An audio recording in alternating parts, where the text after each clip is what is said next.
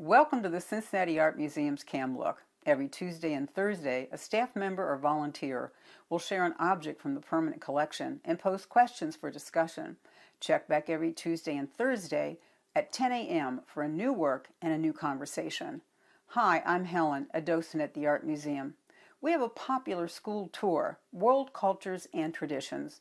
I'm always looking for connections that help students understand they have a lot in common with families around the world. There are interesting connections in the Asian galleries. Previously, I did a cam look on the Jain shrine used by families in India. Today, we'll see a Japanese sculpture that would have been the center of a Buddhist family altar. Amida Buddha is a late 18th century lacquered and gilded wooden statue from Edo Period, Japan, 1615 to 1868. Amida Buddha is the Buddha of infinite light, or the Buddha of infinite life. Pure Land Buddhists believe that following Amida's teachings will help them be reborn into Buddha's Pure Land paradise. Cam's Buddha is a little over 11 inches tall. With his stand and halo, the sculpture is 29.5 inches tall and 14.5 inches wide. A Buddha this big would have been owned by a wealthy merchant or samurai family. It would be the centerpiece of their family altar and displayed with offerings of food and flowers. Looking closely at Buddha, we see the wonderful halo behind him, decorated with a pattern of swirling clouds. There are 3 inserts with Sanskrit letters linking Buddhism back to its origins in India. We know that this is Buddha because he is dressed in simple monk's robes with his hair cut short and curly. Another symbol is the raised portion of his head. It is not hair, but represents the powerful intellect of this great teacher. In the center of his forehead is a crystal, showing his enlightenment, a spiritual eye that sees the way to eternal life.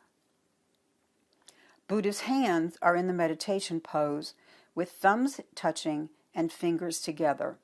He rests on a throne of lotus petals. In Buddhism, the lotus flower is a symbol for rebirth into paradise and escape from the sufferings of this physical world. Every detail on Buddha was created to help family members feel peaceful and assured of everlasting life if they followed the teachings of the Buddha of infinite light. A Buddhist family prays at their altar every morning.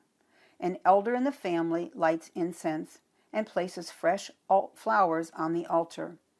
If the family has received a gift, it will be placed on the altar for a few days before it is opened.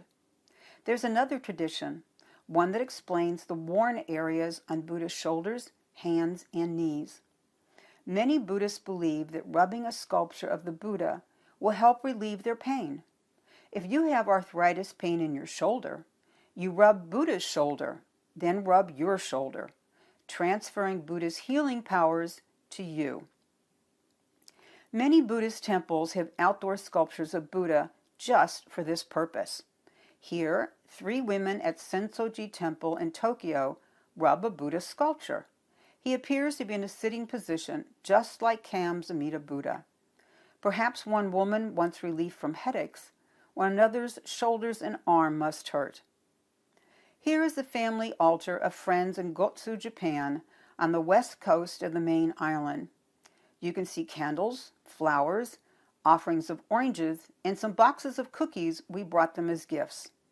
There are also photos of family members who have passed away. In this close-up of the top of the altar, notice the statue of Buddha with a large halo.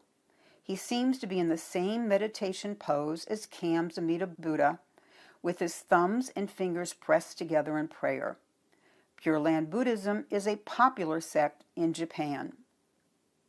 Do you have a special place in your home for paintings, photos, or sculptures that are important to your religion or family memories?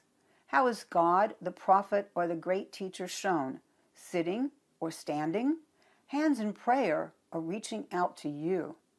What paintings or sculptures do you see in your place of worship? The next time you're at CAM, Visit Gallery 140 to see the Amida Buddha and the Jain Shrine in Gallery 143. What do you see that is the same or different? Thanks for joining us on Cam Look today.